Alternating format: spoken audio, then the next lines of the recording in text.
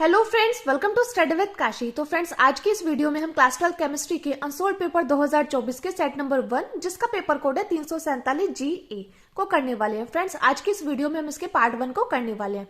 और हाँ फ्रेंड्स, इससे पहले वाली वीडियोस में मैंने क्लास 12 केमिस्ट्री के अनसोल्ड पेपर 2025 के सेट नंबर 1 से लेकर सेट नंबर 7 तक सोल्व कराए हुए हैं।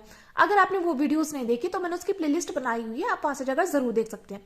क्योंकि देखिए फ्रेंड्स, हर साल क्या होता है, हर साल 7 पेपर सेट बनते हैं जो कि हर जिले के अलग अलग होते हैं। तो देखिए, अगर अभी तक आपने कुछ भी नहीं पढ़ा तो आपको डरने की जरूरत नहीं है। बस आपको क्या करना है, आपको 2019 से 2025 तक जितने पेपर सेट आए हुए हैं ना, उनको अच्छे से तैयार कर लेना है। अगर आपने बस इतना कर लिया ना, तो आपको 70 में 70 नंबर लाने से कोई नहीं रोक सकता। तो चलिए फ्रेंड, देखते हैं आज की वीडियो में हम कौन कौन से क्वेश्चन करने वाले हैं। और हाँ फ्रेंड्स, अगर आपको और किसी सब्जेक्ट का भी अनसोल्ड पेपर चाहिए तो वो भी आप कमेंट करके जरूर बताइएगा। तो देखिए फ्रेंड्स, ये है अनसोल्ड पेपर इंटरमीडिएट परीक्षा 2024 रसायन विज्ञान केवल प्रश्न पत्र, और जिसका पेपर कोड है 347 GA। तो देखिए फ्रेंड्स, हम सभी जानते हैं कि केमिस्ट्री का एग्जाम जो है वो आता है 70 मार्क्स का। तो देखिए, इसमें देखिए प्रश्न नंबर 1 है। प्रश्न नंबर 1 का है Fe है, एस ब्लॉक का तत्व, पी ब्लॉक का तत्व, डी ब्लॉक का तत्व, एफ ब्लॉक का तत्व। तो फ्रेंड्स, आप चाहे तो इसका स्क्रीनशॉट लेते हुए चलिएगा, क्योंकि देखिए 6 नंबर के तो डायरेक्टली हमसे MCQ पूछे जाते हैं, यानी कि बहुविकल्पोत्तर प्रश्न पूछे जाते हैं। अगला बहुविकल्पोत्तर प्रश्न है अधिकतम ऑक्सीकरण अवस्था प्रदर्शित करने वाला विन्यास है, तो हमें इसमें बताना होगा। आगे देखिए, ग पार्ट है इसमें, किसी भी गैल्वेनिक सेल में लवण सेतु को हटा देने पर सेल का वोल्टेज अचानक शून्य हो जाएगा, धीरे धीरे घटेगा, या तीव्र गति से बढ़ता है, या अपरिवर्तित रहता है। तो हमें यहाँ पर ये बताना है। आगे देखिए, अगला क्वेश्चन है मानक हाइड्रोजन इलेक्ट्रोड का इलेक्ट्रोड विभव होता है, तो हमें इसमें ये बताना है। आगे देखिए, अगला क्वेश्चन हमारा ड सूत्र K = A × E की पावर -EA/RT के लिए सत्य कथन है, तो हमें इसमें बताना है कि इसके लिए सत्य कथन कौन सा है। अगला देखिए, लास्ट बहुविकल्पोत्तर प्रश्न हमारा अभिक्रिया 1/2A एरो 2B के लिए A के विघटन की दर और B के बनने की दर में निम्न प्रकार से संबंधित है, तो हमें इसमें ये बताना है। अब देखिए, अब बात आती है अति लघुत्तर प्रश्न की। तो देखिए, प्रश्न नंबर 2 का क्या है, एनिलीन की विभिन्न अनुनादी संरचनाएं लिखिए। तो देखिए फ्रेंड्स, मोस्ट इंपॉर्टेंट क्वेश्चन है। देखिए 2025 के जैसे मैंने पेपर सेट कराए हुए ना, आपको अनसोल्ड पेपर सॉल्यूशन कराए हुए, तो उसमें देखिए बहुत सारे पेपर सेट में आपको यही देखने को मिलेगा, एनिलीन की विभिन्न अनुनादी संरचनाएं। तो देखिए मोस्ट इंपॉर्टेंट क्वेश्चन है, हर साल रिपीट होता है। अब देखिए अगला क्वेश्चन हमारा खा। प्रश्न नंबर 2 का खा, अभिक्रिया के वेग पर ताप तथा सांद्रता के प्रभाव को स्पष्ट कीजिए। अगला क्वेश्चन है प्रश्न नंबर 2 का ग, K4FeCN6 के जलीय विलयन में उत्पन्न आयनों को लिखिए और इस यौगिक में Fe की ऑक्सीकरण संख्या कितनी है, तो हमें इसमें Fe की ऑक्सीकरण संख्या बतानी है। अगला क्वेश्चन है प्रश्न नंबर 2 का घ, गैल्वेनिक सेल तथा वैद्युत सेल में अंतर लिखिए। तो देखिए फ्रेंड्स, यहाँ पर तो ये क्वेश्चन 2 मार्क्स का पूछा गया है, वैसे क्वेश्चन डायरेक्टली 4 मार्क्स का भी पूछा जाता है। अगला देखिए, अगला क्वेश्चन है प्रश्न नंबर 3 का 46 ग्राम एथेनॉल को 54 ग्राम जल में घोला गया है, एथेनॉल तथा जल के मोल अंश की गणना कीजिए। तो देखिए, मोल अंश या मोल प्रभाव ये दोनों एक ही होते हैं, तो आपको इसमें कंफ्यूज नहीं होना है।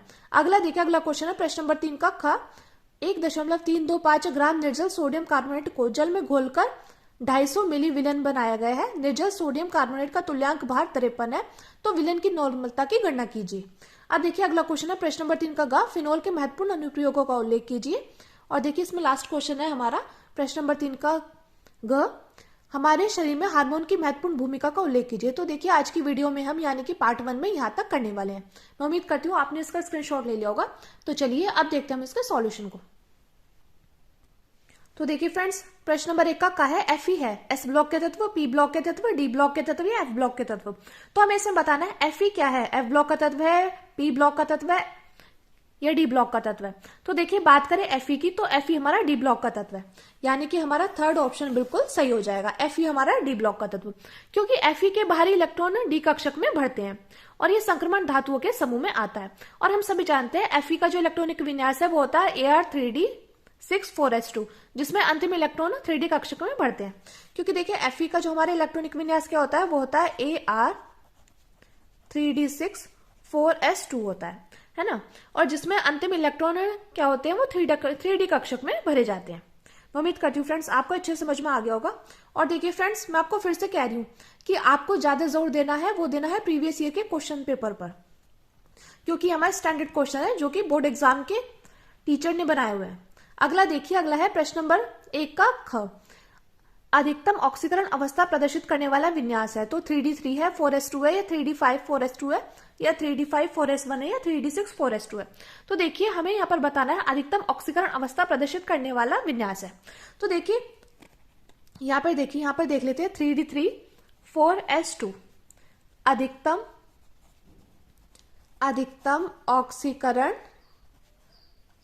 ऑक्सीकरण अवस्था। तो देखिए ये है 3 + 2 कितना हो गया, ये हो गया प्लस का 5। और देखिए ये है 3D5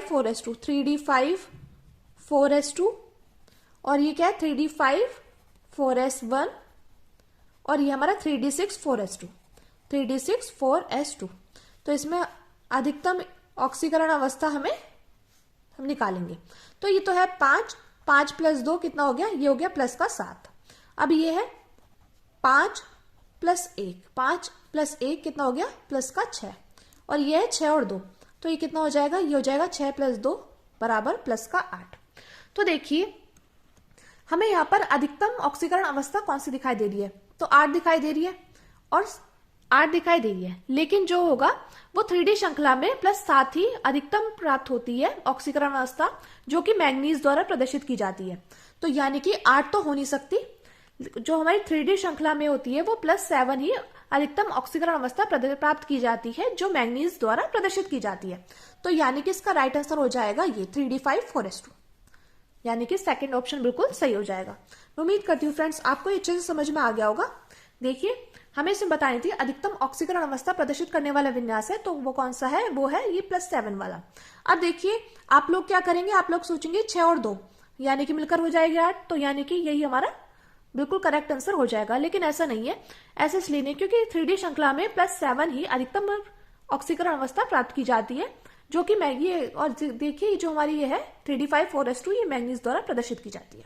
अब देखिए अगला है हमारा प्रश्न नंबर 1 का गा। किसी भी गैल्वेनिक सेल में लवण सेतु को हटा देने पर सेल का वोल्टेज अचानक 0 हो जाता है, धीरे धीरे घटता है, या तीव्र गति से बढ़ता है, या अपरिवर्तित रहता है। तो देखिए बात करें किसी भी गैल्वेनिक सेल में लवण सेतु को हटा देने पर सेल का वोल्टेज क्या होता है, अचानक 0 हो जाता है, क्योंकि लवण सेतु आयनों के प्रवाह द्वारा परिपथ को पूर्ण करता है। इसे हटाने से आयन प्रवाह रुक जाता है, जिससे विद्युत प्रवाह बंद हो जाता है और सेल क्या होता है, सेल काम करना बंद कर देती है। तो यानी कि आपको ये बात ध्यान रखना है, किसी भी गैल्वेनिक सेल में लवण सेतु को हटा देने पर सेल का वोल्टेज क्या होता है, अचानक 0 हो जाता है, यानी कि ग का फर्स्ट बिल्कुल सही हो जाएगा। ये क्यों होता है, क्योंकि लवण सेतु आयनों के प्रवाह द्वारा परिपथ को क्या करता है, पूर्ण करता है, यानी कि पूरा करता है, और इसे हटाने से आयन प्रवाह क्या हो जाएगा, रुक जाएगा, जिससे विद्युत प्रवाह क्या हो जाएगा, बंद हो जाएगा, और सेल क्या करेगी, सेल काम करना बंद कर देगी। तो यही कारण हमारा अचानक ये 0 हो जाता है। मैं उम्मीद करती हूँ फ्रेंड्स आपको अच्छे समझ में आ रहे होंगे। और फ्रेंड्स अगर आपको वीडियो से थोड़ी सी भी हेल्प मिल रही है तो प्लीज वीडियो को ज्यादा से ज्यादा लोगों में शेयर जरूर करना, और वीडियो को लाइक शेयर कमेंट करना मत भूलिएगा। और आप कहाँ से और इस बार आपका कितने मार्क्स लाने का टारगेट है, और आप अपना नाम कमेंट बॉक्स में कमेंट करके जरूर बताइएगा। इससे मैं पता चलेगा हमारी वीडियो कहाँ तक पहुंच पा रही है और किन किन लोगों को हेल्प मिल पा रही है। क्योंकि देखिए जब आप प्यारे प्यारे कमेंट करते हैं ना तो हमें इससे मोटिवेशन मिलता है। अब देखिए अगला क्वेश्चन हमारा, अब देखिए प्रश्न नंबर 1 का घ है, मानक हाइड्रोजन इलेक्ट्रोड का इलेक्ट्रोड विभव होता है।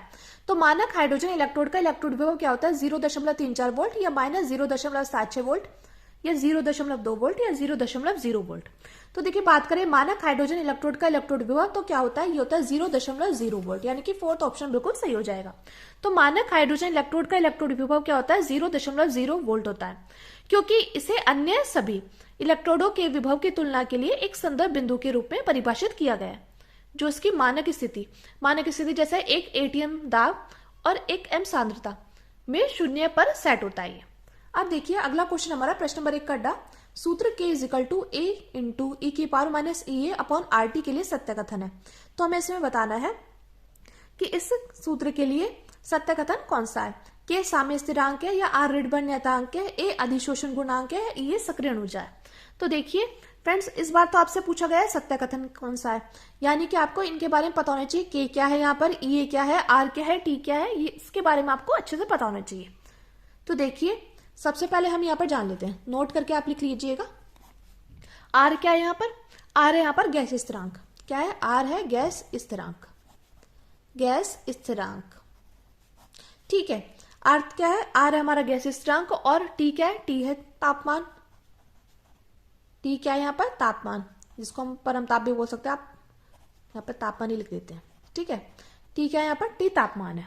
बात करें के की, के क्या है यहाँ पर? दर स्थिरांक है। क्या है यहाँ पर? के है यहाँ पर दर स्थिरांक, ठीक है।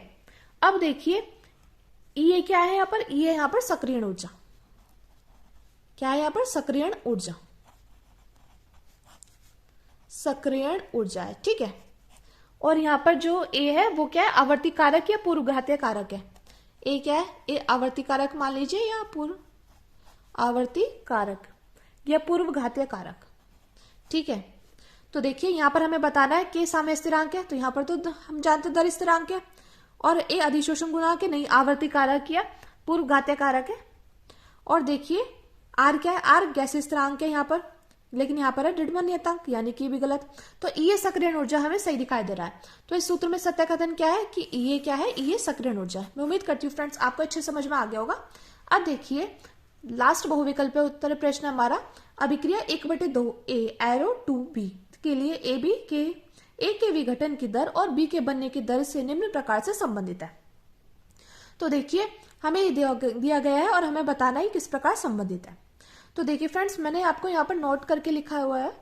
देखिए अभिक्रिया 1/2 ए एरो 2b के लिए ए के विघटन की दर और बी के बनने की दर के बीच संबंध यह है कि ए के विघटन की दर बी के बनने की दर का क्या होगा? 1/4 होगा। क्या होगा फ्रेंड्स? 1/4 होगा, यानी कि क्या हो जाएगा? ये हो जाएगा -dA/dt = 1/4 dB/dt, यानी कि कौन सा ऑप्शन सही हो जाएगा? ये हो जाएगा सेकंड ऑप्शन सही। और देखिए फ्रेंड्स आप ये नोट डाउन करके जरूर लिखिएगा, क्योंकि मोस्ट इंपॉर्टेंट है और हर साल ये क्वेश्चन पूछे जाते हैं। हर साल क्या होता है? हर साल हमारा जो केमिस्ट्री का सिलेबस है वो तो बिल्कुल फिक्स है, और जब सिलेबस फिक्स होता है ना तो क्वेश्चन हमारे ये घुमा फिरा कर यही पूछे जाते हैं। तो अभिक्रिया 1/2 ए एरो 2b के लिए ए के विघटन की दर और बी के बनने की दर के बीच संबंध यह है कि ए के विघटन की दर बी के बनने की दर का 1/4 होता है, यानी कि 1/4 होता है, ठीक है फ्रेंड्स। अब देखते हैं अगले क्वेश्चन को, जो कि है, अब देखिए अगला क्वेश्चन आ गया प्रश्न नंबर 2 का एनिलीन के विभिन्न अनुनादी संरचनाएं लिखिए। तो देखिए हमें यहाँ पर क्या करना है? हमें यहाँ पर एनिलीन के अनुनादी संरचना लिखनी है। तो देखिए सबसे पहले हमें पता होना चाहिए एनिलीन का रासायनिक सूत्र क्या होता है। तो बात करें एनिलीन की, तो एनिलीन का रासायनिक सूत्र होता है C6H5NH2, या आप चाहे तो इसको लिख सकते हैं बेंजीन रिंग पर NH2। क्या होता है? बेंजीन रिंग पर NH2, ये होता है एनिलीन का रासायनिक सूत्र। और देखिए एनिलीन के अन्य नामों के बारे में बात कर ले। एक तो बोलते हैं इसको बेंजीनीमीन, एक बोलते हैं फिनाइल एमीन, और एक बोलते हैं एमिनो बेंजीन। तो देखिए यहां पर हमसे एनिलीन पूछा गया, तो आप चाहे तो इसके तीनों नाम लिख सकते हैं, बेंजीनीमीन, फिनाइल एमीन और एमिनो बेंजीन, ठीक है फ्रेंड्स। अब देखिए यहां पर क्या है? यहां पर एनिलीन है। ये एनिलीन क्या करेगा? ये मेसोमेरिक प्रभाव को दर्शाएगा, यानी कि +M इफेक्ट को शो करेगा। क्या करेगा? सबसे पहले हम यहां पर बना लेंगे एनिलीन, ये बेंजीन रिंग, ठीक है, और बेंजीन रिंग पर क्या है? NH2, ठीक है। ये क्या हो गया? ये हो गया एनिलीन, ठीक है फ्रेंड्स। और आपको एक बात ध्यान रखनी है कि जैसे कोई कंपाउंड है, उसके पास कोई एक एटम है और उसके पास एटम के पास लोन पेयर इलेक्ट्रॉन होंगे। एक तो लोन पेयर इलेक्ट्रॉन होंगे और एक क्या होगा? एक होगा नेगेटिव चार्ज। तो समझ लेना वहां पर क्या होगा? वहां पर होगा +M इफेक्ट। तो यहां पर देखिए, यहां पर है एनिलीन, ठीक है, एनिलीन है, इसके पास क्या होंगे? इसके पास होंगे लोन पेयर इलेक्ट्रॉन, ठीक है, इसके पास हो गए लोन पेयर इलेक्ट्रॉन। तो यहां पर क्या होगा? यहां पर होगा मेसोमेरिक इफेक्ट लगेगा, ठीक है फ्रेंड्स, आपको ये बात ध्यान रखनी है। और एक बात और, मेसोमेरिक इफेक्ट जो होगा, देखिए मेसोमेरिक इफेक्ट क्या होगा? वो किस पर लगेगा? मेसोमेरिक इफेक्ट पैरा पर लग जाएगा, यानी कि यहां पर लगेगा, यहां पर लगेगा, ऑर्थो पर लगेगा, यहां पर भी ऑर्थो पर लगेगा, लेकिन मेटा पर नहीं लगता। ये बात आपको ध्यान रखनी है कि किस पर नहीं लगता? मेटा पर नहीं लगता है, क्योंकि ये हमारी मेटा पोजिशन है, ये और ये ऑर्थो पोजिशन, और ये भी ऑर्थो पोजिशन, और ये पैरा पोजिशन है। तो ये बात आपको अच्छे से ध्यान रखनी है, ठीक है फ्रेंड्स। अब देखिए ये है एनिलीन, इसके पास क्या है? इसके पास है लोन पेयर इलेक्ट्रॉन, ठीक है, इसके पास लोन पेयर इलेक्ट्रॉन है। तो फिर ये क्या करेगा? ये लोन पेयर इलेक्ट्रॉन क्या करेगा? इसको दे देगा। जब इसको देगा तो ये क्या करेगा? जब इसको देगा तो यहां पर क्या हो जाएगा? यहां पर हो जाएंगे, देखिए यहां पर हो जाएगा डबल बॉन्ड। और देखिए मेसोमेरिक इफेक्ट में क्या होता है? ये दोनों साइड ऐसे होगा, ठीक है फ्रेंड्स। मैं उम्मीद करती हूँ आपको अच्छे समझ में आ रहा होगा। तो देखिए जब ये इसको दे देगा तो यहाँ पर क्या हो जाएगा? यहाँ पर हो जाएगा डबल बॉन्ड। यानी कि यहाँ पर हो जाएगा NH2। ठीक है फ्रेंड्स, मैं उम्मीद करती हूँ आपको ये बात अच्छे से समझ में आ गई होगी। अब देखिए जैसे इसने इसको दिया ना, तो फिर ये क्या करेगा, ये इसको यहाँ पर दे देगा, यानी कि जो हमारा माइनस चार्ज आ जाएगा वो किस पर आ जाएगा, यहाँ पर आ जाएगा ऑर्थो पोजीशन पर, और नॉन पेयर इलेक्ट्रॉन क्या आ जाएंगे, यहाँ पर आ जाएंगे। अब ये नॉन पेयर इलेक्ट्रॉन क्या करेगा, ये मेटल पर जाएगा, लेकिन हमें पता है मेटल पर नहीं जा सकता, क्योंकि मेसोमेरी इफेक्ट में क्या होगा, वो मेटल पर नहीं होता है ये। तो ये क्या करेगा, ये जाएगा पैरा पोजिशन पर, यानी कि यहाँ पर। ठीक है, तो ये यहाँ पर जाएगा और ये यहाँ पर बन जाएगा ऐसे और ऐसे। ठीक है, और यहाँ पर देखिए, और देखिए ये जो डबल बॉन्ड दिया था ना, ये तो हमारा ऐसा का ऐसे ही रहेगा, ये NH2। तो ये जब हमारा माइनस चार्ज यहाँ पर था ना, यहाँ पर हमने मेटल को तो नहीं दे सकते, तो अब किस पर आएगा, अब आएगा पैरा पर। किस पर आ जाएगा, ये आ जाएगा पैरा पर, और यहाँ पर आ जाएंगे नॉन पेयर इलेक्ट्रॉन। ठीक है फ्रेंड्स, तो ये क्या करेगा, पैरा क्या कर देगा, इसको देगा, लेकिन ये क्या है, ये मेटा पोजिशन है, इसको तो नहीं दे सकता, तो अब ये क्या करेगा, ये आगे बढ़ेगा। ठीक है, ये आगे बढ़ के किसको देगा, ये ऑर्थो को दे देगा। ठीक है, तो ये यहाँ पे, और देखिए फ्रेंड्स ये समझाने के लिए था आपको, ये देखिए अब ये इसको देगा, तो यहाँ पर क्या हो जाएगा, यहाँ पर, और ये देखिए डबल बॉन्ड NH2 तो ऐसा का ऐसे ही रहेगा। अब क्या करेगा, अब ये माइनस चार्ज आ जाएगा यहाँ पर ऑर्थो पोजिशन पर। ठीक है, ये आ गया ऑर्थो पोजिशन पर, आ गया। अब ये ऑर्थो पोजिशन पर जो आ गया है, तो फिर ये देगा इसको दे देगा, और फिर ये क्या करेगा, यहां से इसको दे देगा, यहां पर हो जाएगा प्लस का चार्ज। ठीक है फ्रेंड्स, अब देखिए ये इसके आगे नहीं था, इसके आगे जगह नहीं है, तो हम यहाँ पर एरो करके यहाँ पे लिख देते हैं। ठीक है, तो यहाँ पर देखिए, यहाँ पर यानी कि जब ये क्या करा, नॉन पेयर इलेक्ट्रॉन इसको दे दिया, इससे क्या हो गया, इससे फिर यहाँ पर आ गया प्लस का चार्ज, तो ये क्या हो जाएगा, अब ये यहाँ से ये इस प्रकार हमारी प्राप्त हो जाएगी, और यहाँ पर आ जाएगा सिंगल बॉन्ड। ठीक है, और नॉन पेयर इलेक्ट्रॉन क्या हो जाएंगे, नॉन पेयर इलेक्ट्रॉन आ जाएंगे यहाँ पर। तो फ्रेंड्स ये हमारी एनिलीन की विभिन्न अनुनादी संरचनाएं हैं। मैं उम्मीद करती हूँ फ्रेंड्स आपको अच्छे समझ में आ गया होगा। देखिए आपको इसमें एक बात ध्यान रखनी है कि एनिलीन का सूत्र क्या होता है, वो होता है C6H5NH2, और बेंजीन पर NH2 इसको इस प्रकार भी लिख सकते हैं। और एनिलीन में क्या होता है, एनिलीन में मेसोमेरिक प्रभाव दर्शाता है ये, यानी कि प्लस M इफेक्ट को दर्शाता है, और जो प्लस M इफेक्ट को शो करेगा ना, तो मेसोमेरिक इफेक्ट। और फ्रेंड्स मेसोमेरिक इफेक्ट में क्या होता है, मेसोमेरिक इफेक्ट मेटा पर नहीं होता है।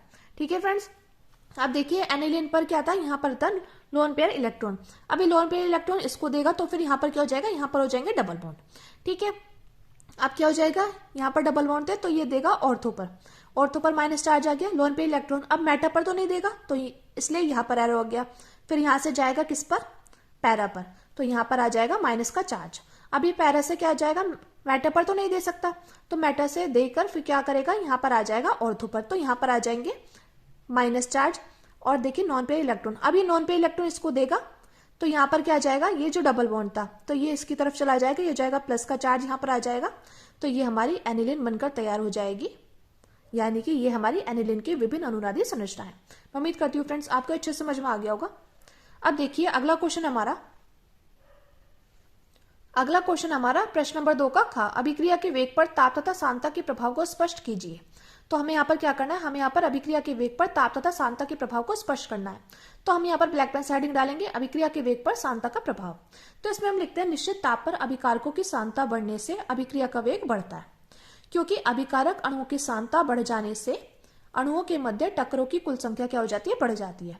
तो अभिक्रिया के वेग पर सांतता का क्या प्रभाव है कि निश्चित ताप पर अभिकारकों की सांतता बढ़ने से अभिक्रिया का वेग बढ़ता है, क्योंकि अभिकारक अणुओं की सांतता बढ़ जाने से अणुओं के मध्य टक्करों की कुल संख्या बढ़ जाती है।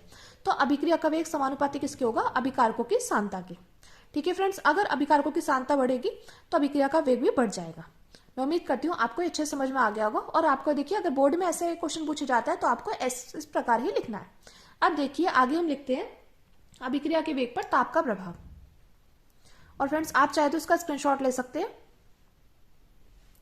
अब देखिए इसमें हम ब्लैक पेन से हेडिंग डालेंगे, अभिक्रिया के वेग पर ताप का प्रभाव। इसमें हम लिखते हैं, अभिक्रिया का ताप बढ़ाने से अभिक्रिया का वेग बढ़ता है, क्योंकि ताप वृद्धि से सक्रिय अणुओं की संख्या बढ़ जाती है, जिससे अणुओं के मध्य प्रति सेकंड होने वाली टक्करों की संख्या बढ़ जाती है और अभिक्रिया का वेग बढ़ जाता है।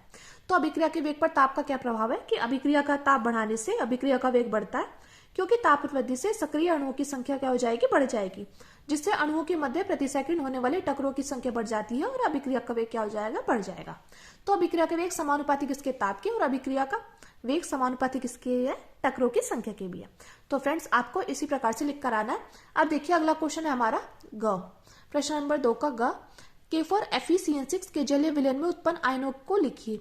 इस यौगिक में Fe की ऑक्सीकरण संख्या कितनी है। तो देखिए फ्रेंड्स मोस्ट इंपॉर्टेंट क्वेश्चन है, हर साल रिपीट होता है। तो चलिए इसके आंसर को देखते हैं। यहाँ पर हमसे पहला क्वेश्चन क्या पूछा गया है, K4Fe के जलीय विलयन में उत्पन्न आयनों को लिखिए। तो हमें क्या करना है, हमें यहाँ पर K4Fe लेंगे, K4Fe6। और फ्रेंड्स मैंने आपको 2019 से 2025 तक जितने पेपर सेट आए हुए हैं उनमें सभी IUPAC नाम आपको 2 वीडियो में कराए हुए हैं। तो फ्रेंड्स आपको बताना है K4Fe6 का IUPAC नाम क्या है। ठीक है फ्रेंड्स, और अगर आपने अभी तक वो वीडियो नहीं देखी तो आप वो वीडियो जरूर देख सकते हैं, और अगर आपको ढूंढने से नहीं मिली तो आप कमेंट करके जरूर पूछिएगा, हम आपको लिंक प्रोवाइड कराएंगे। तो देखिए K4Fe6 को जब जलीय विलयन में क्या हो जाएगा, K4Fe6 जलीय विलयन में क्या हो जाएगी, वियोजित हो जाएगी। जब K4Fe6 को जलीय विलयन में करेंगे तो ये क्या हो जाएगी, वियोजित हो जाएगी, यानी कि 4K प्लस और FeCN6 4 माइनस में क्या हो जाएगी, वियोजित हो जाएगी। तो हम यहाँ पर क्या लिखेंगे कि K4Fe6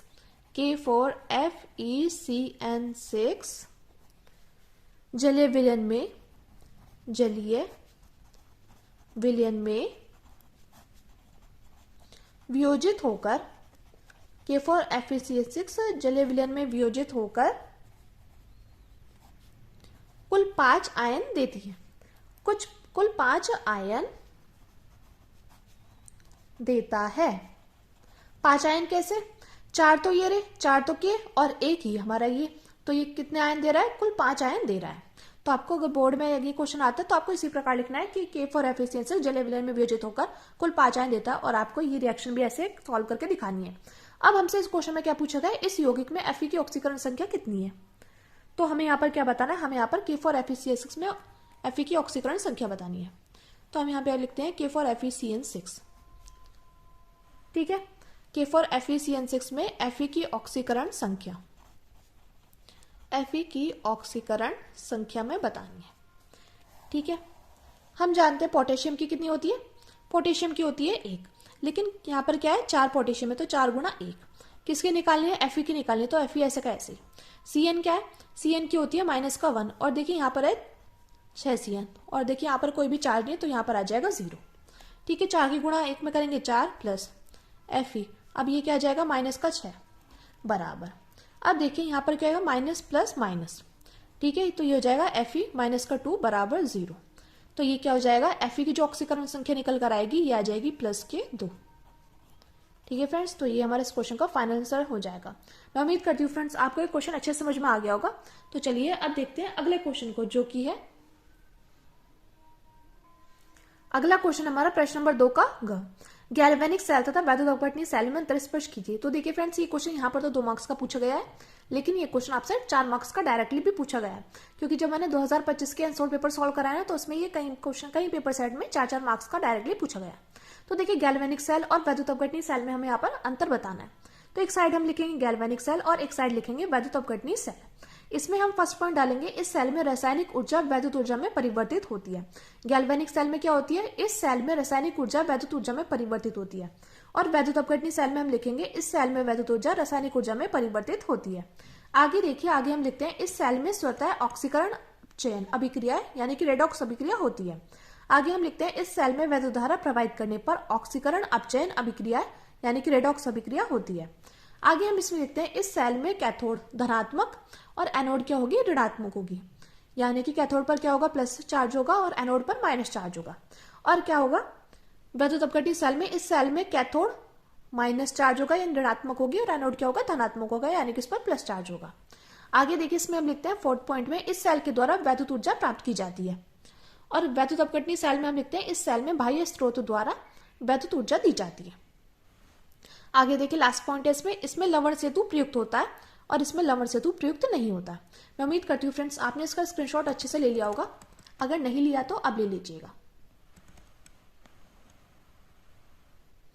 अब देखिए अगला क्वेश्चन हमारा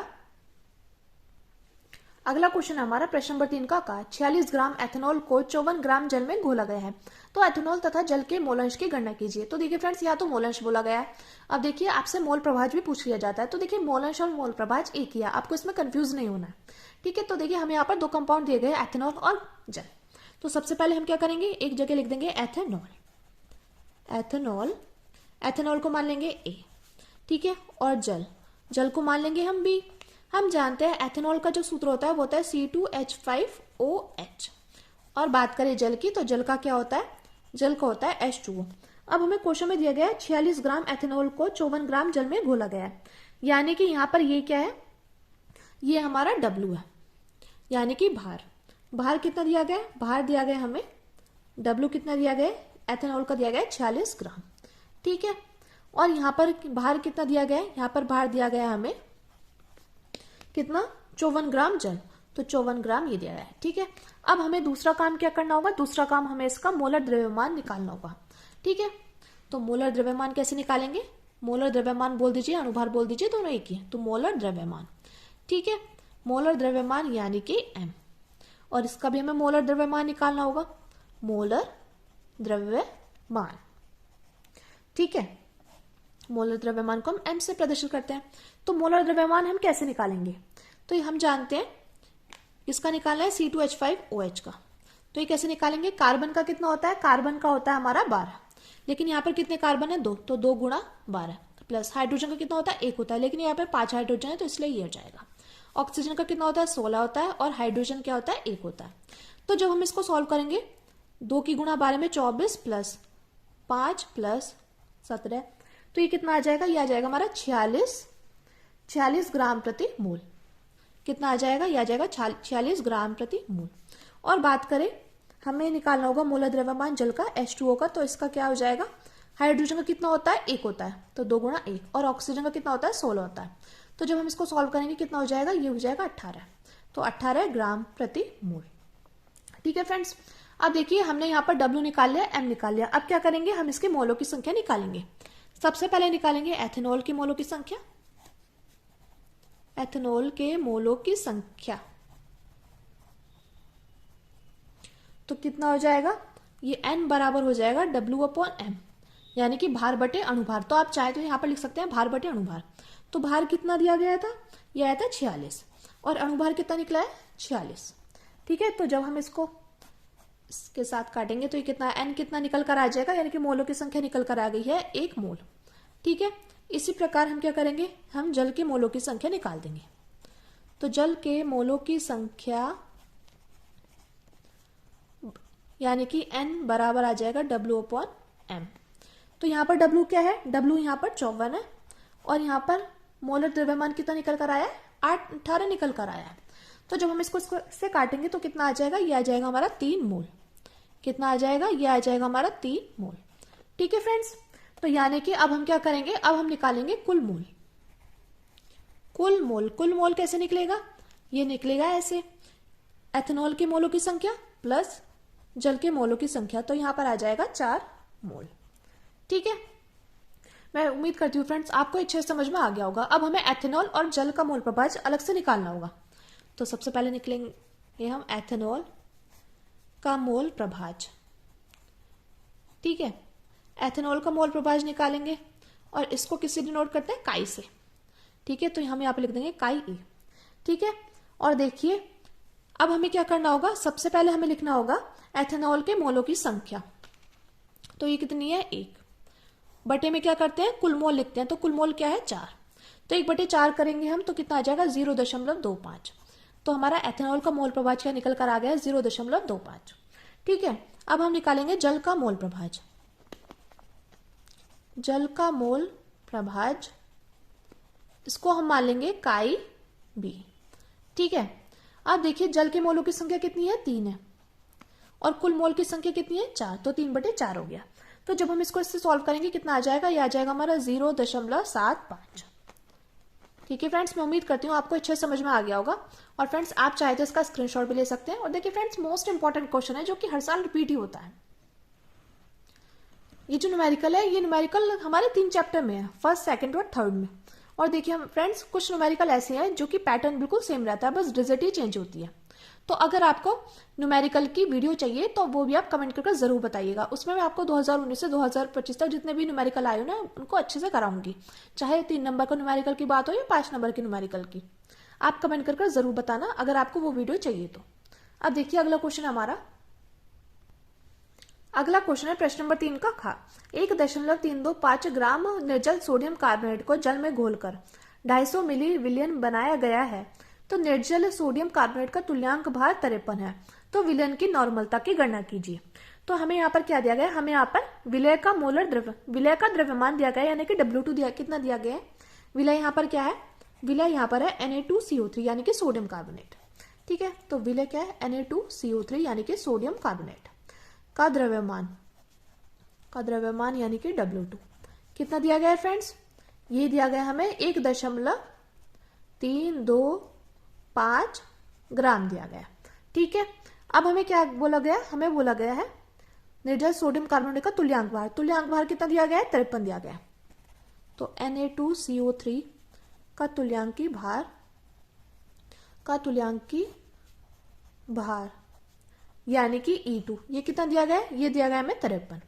ठीक है, अब हमें यहाँ पर क्या दिया गया, को जल में घोलकर 250 मिली विलियन बनाया गया, यानी कि हमें विलियन का आयतन कितना दिया गया है, विलियन का आयतन V कितना दिया गया है, 250 ml। तो हम क्या करेंगे, हम इस ml को क्या करेंगे, लीटर में चेंज कर देंगे। वो करने के लिए हम यहाँ पर क्या करेंगे, 250/1000 कर देंगे। तो कितना आ जाएगा, 1/4 लीटर निकल कर आ जाएगा। ठीक है फ्रेंड्स, मैं उम्मीद करती हूँ आपको अच्छे समझ में आ गया होगा। अब हम क्या करेंगे, हम यहाँ पर विलयन की नॉर्मलता का फॉर्मूला लगा देंगे, क्योंकि हमें विलयन की नॉर्मलता ही पूछी है। तो विलयन की नॉर्मलता यानी कि N ये कितनी हो जाएगी, W2/E2/V लीटर में, यानी कि आयतन लीटर में। अब हम क्या करेंगे, इस सूत्र में क्या कर देंगे, वैल्यू को हमारी पुट कर देंगे फ्रेंड्स। और आपको ये सूत्र अच्छे से पता होना चाहिए, क्योंकि देखिए अगर आपको सूत्र ही अच्छे से याद नहीं होंगे तो आप वहां पर न्यूमेरिकल कैसे सॉल्व करेंगे, तो इसलिए आपको सूत्र भी ये अच्छे से पता होने चाहिए। अब देखिए W2 क्या है, W2 है 1.325। ठीक है, E2 क्या था, E2 था हमारा 53, और V क्या है, आयतन क्या है, 1/4 लीटर। ठीक है, तो हम क्या करेंगे, इसकी गुणा इसमें और इसकी गुणा इसमें, तो ये हो जाएगा 1.325 गुणे 4/1 गुणा 53।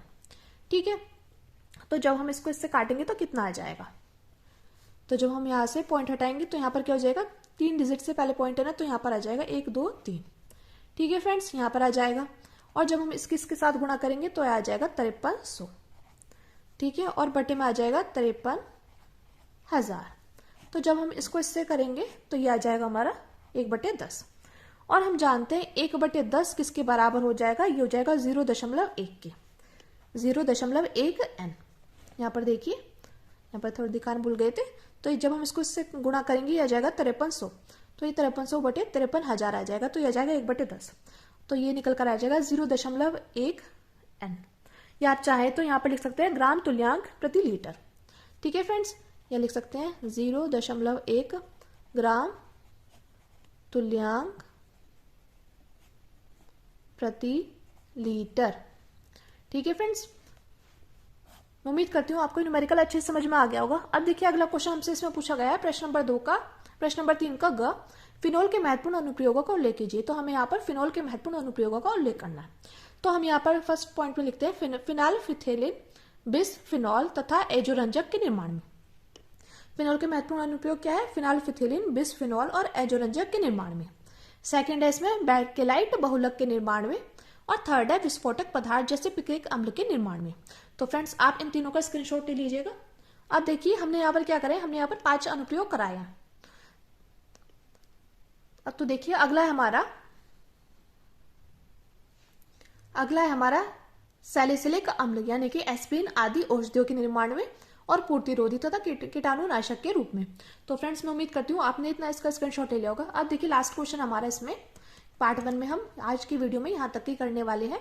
तो देखिए प्रश्न नंबर 3 का घ है, हमारे शरीर में हार्मोन की भूमिका का उल्लेख कीजिए। तो हमें क्या करना है, हमें यहाँ पर लिखना है हमारे शरीर में हार्मोन की भूमिका का हमें यहाँ पर उल्लेख करना है। तो हम यहाँ पे लिखते हैं हमारे शरीर में हार्मोन, हार्मोन बोल दीजिए, हार्मोन्स दोनों एक ही होता है। तो हमारे शरीर में हार्मोन संदेश वाहक के रूप में कार्य करते हैं। कैसे कार्य करते हैं? हमारे शरीर में जो हार्मोन होते हैं वो संदेश वाहक के रूप में कार्य करते हैं। हमारे शरीर में हार्मोन की महत्वपूर्ण भूमिका है और हार्मोन की हमारे शरीर में कुछ महत्वपूर्ण भूमिका निम्नलिखित है। फर्स्ट है यहाँ पर, हार्मोन शरीर में जैविक क्रियाकलाप में संतुलन बनाए रखने में सहायक होते हैं। क्या होते हैं? हार्मोन जो होते हैं वो शरीर में जैविक क्रियाकलाप में संतुलन बनाए रखने में क्या होते हैं? सहायक होते हैं। अगला पॉइंट है इसमें, इंसुलिन व ग्लूकोगोन दोनों हार्मोन्स रुधिर में ग्लूकोज की मात्रा नियंत्रित करते हैं। क्या करते हैं? इंसुलिन और ग्लूकोगोन दोनों हार्मोन्स रुधिर में ग्लूकोज की मात्रा नियंत्रित करते हैं। अब अगला इसमें, वृद्धि हार्मोन और जनन हार्मोन वृद्धि तथा विकास में महत्वपूर्ण भूमिका निभाते हैं। अब देखिए अगला इसमें फोर्थ पॉइंट, टेस्टोस्टेरोन हार्मोन पुरुष के तथा एस्ट्रोजन हार्मोन स्त्री के जनन अंगों के विकास तथा सामान्य कार्य को नियंत्रित करते हैं। तो फ्रेंड्स आप चाहे तो इसका स्क्रीनशॉट ले सकते हैं। तो फ्रेंड्स आज के क्वेश्चन बहुत ज्यादा इंपॉर्टेंट है, मैं उम्मीद करती हूँ आपने इसका स्क्रीनशॉट अच्छे से ले लिया होगा। और फ्रेंड्स मैं आपको फिर से कह रही हूँ, अगर आपने 2025 का अनसोल्ड पेपर अभी नहीं देखा तो मैंने प्लेलिस्ट बनाई हुई है, आप वहां से जाकर जरूर देख सकते हैं। तो चलिए फ्रेंड्स मिलते हैं नेक्स्ट वीडियो में। Thank you, thanks for watching. और हाँ फ्रेंड्स, एक प्यारा सा कमेंट जरूर कीजिएगा और वीडियो को लाइक शेयर कमेंट करना मत भूलिएगा और ज्यादा से ज्यादा लोगों में शेयर जरूर करिएगा। Thank you, thanks for watching. मिलते हैं नेक्स्ट वीडियो में।